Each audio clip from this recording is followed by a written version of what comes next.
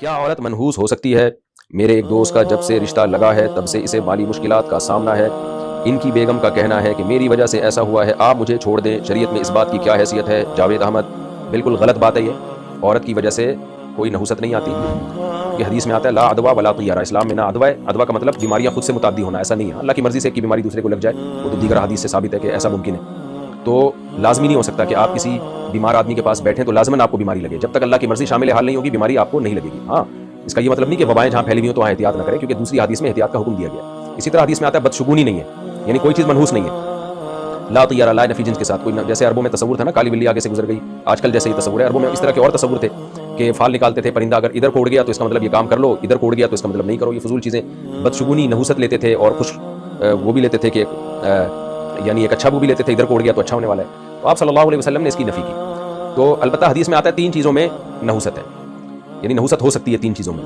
اس سے کوئی دھوکے میں نہ آ جائے اس حدیث سے, اس لیے میں اس کو بھی بیان کر کے اس کی تشریح کر دیتا ہوں. ایک آپ نے فرمایا گھر, ایک سواری اور ایک بیوی.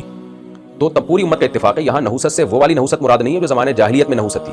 زمانے جاہلیت میں تو یہ تھا کہ بعض گھر ایسے منحوس ہوتے ہیں کہ اگر آپ اس گھر میں چلے گئے تو آپ کی زندگی کی برکتیں ختم ہونا شروع ہو جائیں گی. یہ ہرگز مقصد نہیں ہے سواری کے بارے میں, کیونکہ حدیث میں صراحتاً نفی ہے کہ طیارہ نہیں ہو سکتا, یعنی نحوست اسلام میں ہے ہی نہیں. اس حدیث کا مفہوم یہ ہے, دیگر احادیث کو سامنے رکھ کر جو تمام محدثین اور فقہا مفہوم بیان کرتے ہیں وہ یہ ہے کہ یہ ایسی چیزیں ہیں کہ اگر یہ آپ کو آپ کی مرضی کی نہ ملے نا تو زندگی کی برکتیں ختم ہو جاتی ہیں.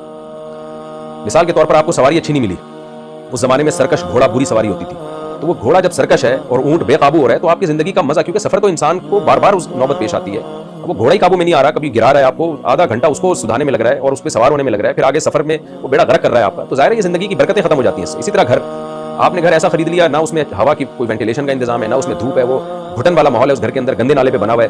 تو گھر تو ایسی چیز ہے جس میں جا کے انسان کو سکون ملے, وہاں جا کے آپ بیمار ہو رہے ہیں. تو اس حدیث میں ترغیب ہے کہ گھر اچھی لوکیشن پہ اچھا گھر لیا کرو, تاکہ یعنی جس میں آپ کی سکون ملے آپ کو. سواری بھی اچھی لیا کرو. آپ اس زمانے میں پرانی گاڑی کو دیکھ لینا, جو لوگ سستے کے چکر میں پرانی گھسی پٹی گاڑیاں لے لیتے ہیں, پیسہ بھی برباد ہوتا ہے, گاڑی بھی پھر سستے داموں بیچ کے جان چھڑانی پڑتی ہے, ٹائم برباد ہوتا ہے. تو اسی طرح اس حدیث کا مطلب ہے کہ بیوی بھی ایک ایسی نعمت ہے کہ اگر یہ ٹھیک نہیں ہے نا تو آپ کی زندگی عذاب بن جائے گی. تو وہ کون سی بیوی ہے جو نعمت نہیں ہوتی؟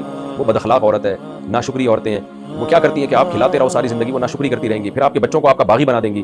جو بچے نعمت بننے تھے وہ مائیں, بعض مائیں جو اس وقت میری اسپیچ نہیں سن رہی ہیں, جو مسائل کا سیشن نہیں سن رہی ہیں, ان میں بعض مائیں یہ کرتی ہیں کہ وہ بچوں کو باپ کے خلاف ورغلاتی رہتی ہیں, طنز کرتی رہتی ہیں. باپ زندگی بھر کھلاتا پلاتا ہے بچوں کو, اور وہی بچے بڑے ہو کر باپ کا گریبان پکڑ رہے ہوتے ہیں. تو یہ مطلب ہے حدیث کا کہ عورت کے معاملے میں بہت احتیاط کرو, اچھے خاندان میں نکاح کیا کرو, اچھی بااخلاق عورت سے نکاح کیا کرو, اور ایسی عورت سے جس کے بارے میں حدیث میں آتا ہے تم سے محبت کرے اور تمہیں کثرت سے اولاد دے, کیونکہ اولاد اللہ کی نعمتوں میں سے بہت بڑی نعمت ہے. تو تمہیں اولاد ہی نہیں دے رہی, بس مجھے ایک ہی بچہ چاہیے, مزید بچہ ہی نہیں چاہیے. تو نحوست کا ایک مفہوم یہ بھی بیان کیا گیا ہے کہ وہ عورت جو آپ کو اولاد دینے کے لیے آمادہ نہ ہو, وہ بھی آپ کی زندگی برباد کر دے گی, کیونکہ بچوں سے گھر میں خوشیاں آتی ہیں اور بڑھاپے میں آپ کا سہارا بنتے ہیں, مالی لحاظ سے مدد کا ذریعہ بنتے ہیں. تو حدیث کا یہ مفہوم ہے. تو یہ مفہوم جو آج کل جاہل لوگ کرتے ہیں کہ عورت کے گھر میں آنے سے پیسہ جانا شروع ہو گیا, مال ختم ہونا, تو اس کا مطلب جب سے یہ بہو ہمارے گھر میں آئی ہے تو ہماری تنخواہ کم ہو رہی ہے, یہ جاہلوں کا تصور ہے. اسلام اس کو بالکل نہیں مانتا ہے, اور یہ بہت خطرناک بات ہے. خوب سمجھ لیں کہ کوئی عورت آپ کے گھر میں آئے اور آپ کی جاب ختم ہو گئی تو آپ اس عورت پہ ڈال دیں. یہ جاہل لوگ آج بھی یہ کام کر رہے ہوتے ہیں, عورت کو اس قسم کے تانے دیتے ہیں. یہ تو اللہ کی طرف سے بھائی, اس کا عورت کے آنے جانے سے کوئی تعلق نہیں. وہ نہیں بھی آتی تو آپ کی تنخواہ ختم ہو جاتی.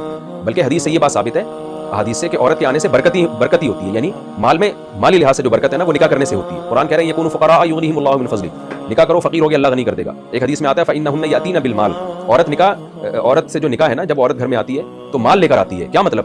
جہیز مراد نہیں ہے, یعنی مال میں برکت کا ذریعہ بنتی ہے, اس کے آنے سے تمہارے مال میں برکتیں ہوں گی.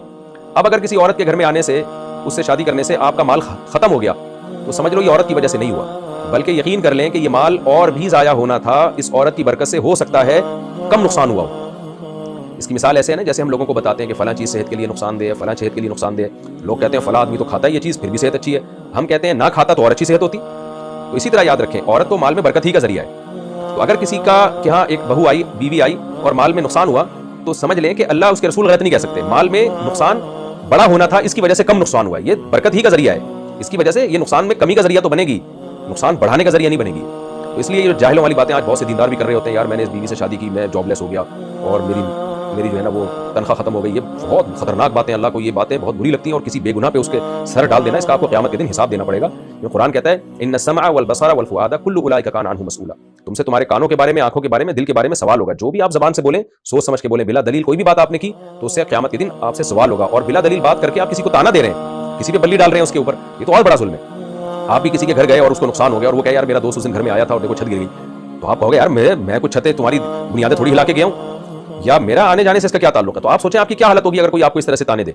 تو اسی طرح جب کسی بے گناہ عورت کو اس طرح کے تانے دیے جاتے ہیں، میں اس پہ اتنی ڈیٹیل میں اس لیے بات کر رہا ہوں کہ بعض جاہل لوگ یہ کام کرتے ہیں، بعض ساسیں یہ کام کر رہی ہوتی ہیں کہ اس عورت کے آنے سے میرا بیٹا جو ہے نا، میری بہو کے آنے سے میرا بیٹا مالی مشکلات میں آ گیا، تو یہ بہو کی نحوست ہے۔ یہ بہت غلط جملہ ہے، اور اس سے کسی بھی بے گناہ عورت کو جو تکلیف ہوگی، اذیت ہوگی، اس کا قیامت کے دن آپ کو اس کا حساب بھگتنا پڑے گا، اور دنیا میں بھی اس کی سزا مل سکتی ہے۔